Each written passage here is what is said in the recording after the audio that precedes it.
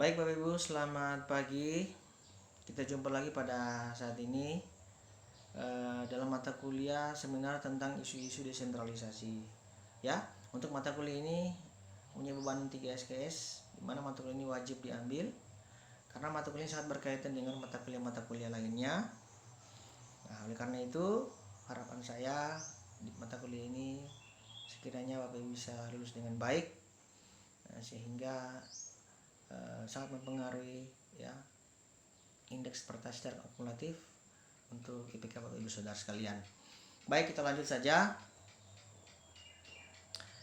Untuk mata kuliah desentralisasi ini tentunya berkaitan dengan yang namanya otonomi daerah, tidak lepas.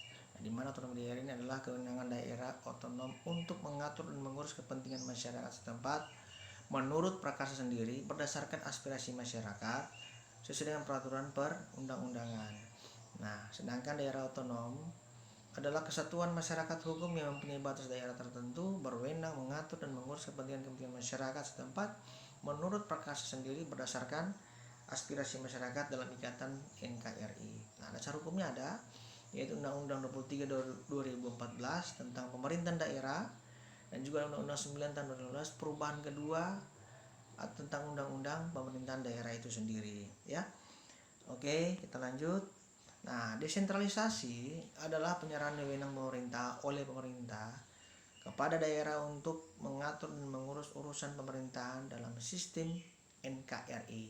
Nah, oleh karena itu, otonomi daerah tidak bisa dipandang hanya semata-mata saja sebagai hak dan kewenangan, tetapi lebih merupakan kewajiban dan tanggung jawab, sehingga bagi daerah dituntut untuk mengembangkan dan meningkatkan SDM kelembagaan, pelaksanaan, kualitas personil birokrat, kelihatan organisasi, dan kecanggihan administrasi. Itulah sementara kita akan pelajari apa tujuan-tujuan daripada otonomi daerah itu sendiri, ya, akan terjawab.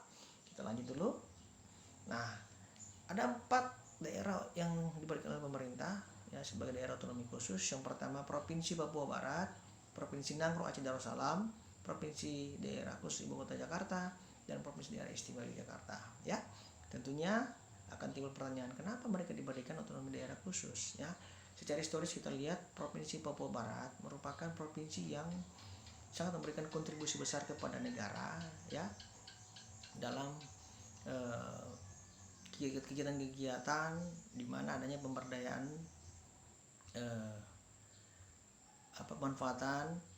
pemanfaatan sumber daya alam, ya, di mananya perusahaan-perusahaan besar seperti Freeport ya yang memberikan kontribusi luar biasa kepada negara, sehingga mereka diberikan diberikan otonomi khusus ya untuk melaksanakan tugas-tugas kewenangan mereka di pemerintahan mereka di tingkat provinsi. Ya, kemudian juga Provinsi Nangro Aceh Darussalam. Secara historis juga kita lihat bahwa Provinsi Nangro Aceh Darussalam melekat dengan sistem adanya syariat Islam, di mana diberikan otonomi khusus untuk melakukan kegiatan-kegiatan yang berkaitan dengan sistem syariat Islam itu sendiri. Kemudian juga ada Provinsi Daerah Khusus Ibu Kota Jakarta. Nah, kita bersama Provinsi Daerah Khusus Ibu Kota Jakarta ini merupakan pusat ibu kota negara, di mana di sana terpusat semua pemerintahan, ada beberapa macam kementerian, ya, kemudian kegiatan-kegiatan lain yang dimana dipusatkan di ibu kota Jakarta, sehingga daerah ini diberikan otonomi khusus untuk melaksanakan tugas atau urusan-urusan pemerintahan mereka.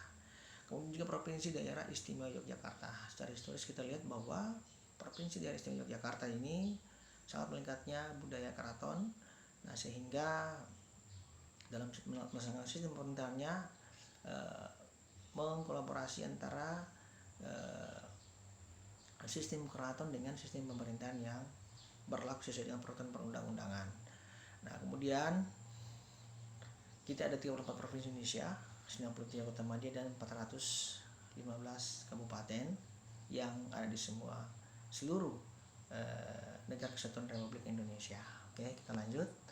Nah, pemerintahan daerah di sini adalah penyelenggaraan urusan pemerintahan oleh pemerintah daerah dan DPRD menurut asas otonomi dan tugas membantu dengan prinsip-prinsip otonomi seluas-luasnya dalam sistem prinsip negara Indonesia sebagaimana dimaksud dalam Undang-Undang Dasar Negara Republik Indonesia tahun 1945. Nah, pemerintahan daerah adalah gubernur, bupati, wali kota, dan perangkat daerah sebagai unsur penyelenggara yang ada di tingkat daerah. Ya, nah memang kalau kita lihat ya siapa saja pemerintah daerah. Ya kalau namanya Musbida ya, Musyawarah Pimpinan Daerah, sekarang diganti lagi istilahnya dengan Forkopimda ya, Forum Komunikasi Pimpinan Daerah, di mana di tingkat provinsi ada gubernur, ada ketua DPRD, ya ada Danrem, ada Kapolda, ya ada Kejaksaan Tinggi. Nah itu yang dimaksud dalam satuan organisasi atau Forkopimda, Forum Komunikasi Pimpinan Daerah. Nah, kemudian tingkat kota Madya dan kabupaten adanya bupati, adanya ketua DPR, adanya Kapolres atau Kapolresta, adanya Dandim dan Kejari ya. Seperti itu. Nah, Bapak Ibu sekalian, tentunya dalam pelaksanaan undang-undang di daerah ada kita juga harus melihat bagaimana perimbangan keuangan antara pemerintah dan pemerintahan daerah. Nah, perimbangan keuangan ini suatu sistem pembagian keuangan yang adil ya, proporsional, demokratis, transparan, bertanggung jawab dalam rangka pendanaan dan penyelenggaraan desentralisasi dengan mempertimbangkan potensi, kondisi dan kebutuhan daerah serta besaran pendanaan penyelenggaraan dekonsentrasi dan tugas pembantuan. Nah, pendapatan daerah adalah semua hak daerah yang diakui dalam menambah nilai kekayaan bersih dalam periode tahun anggaran yang bersangkutan ya. Setiap tahun APBN dikucurkan ke daerah. Nah, sehingga daerah harus memprioritaskan ya dana-dana tersebut melalui paripurna di tingkat DPR provinsi maupun tingkat DPRD kabupaten dan kota. Nah, sehingga penyelenggaraan pemerintahan dapat berlangsung dengan baik. Oke.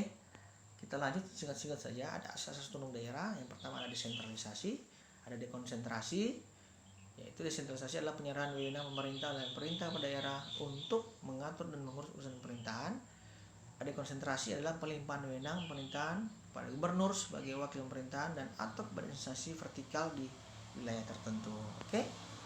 Kemudian 3 ada tugas pembantuan. Nah, adalah penugasan dari pemerintah pada daerah atau desa, dari pemerintah provinsi pada kabupaten kota, dan atau serta pemerintahan kabupaten kota kepada desa untuk melaksanakan tugas-tugas tertentu. Nah, artinya desa ini dipertimbangkan karena memang sekarang di tahun-tahun kemarin ya APBN ini sangat besar dikucurkan untuk pendanaan desa. Misalnya contoh ada dana desa, ada alokasi dana desa, di mana itu semua tujuannya untuk melaksanakan pemerataan pembangunan di tingkat daerah baik provinsi kabupaten terutama ke tingkat desa. Nah, sehingga pemerintahan Jokowi mengedepankan bagaimana pemerataan pembangunan atau peningkatan pembangunan melalui daerah, mulai dari tingkat desa, kecamatan sampai tingkat kabupaten dan kota dalam sebuah provinsi. Oke, Bapak sekalian, singkat-singkat saja. Nanti materinya akan saya lanjutkan lagi di pertemuan berikut. Ya, terima kasih dan mohon maaf jika ada kekurangannya. Segera masukan dan saran, ya atau pertanyaan bisa disampaikan di grup. Ya, sampai sini dulu. Selamat pagi.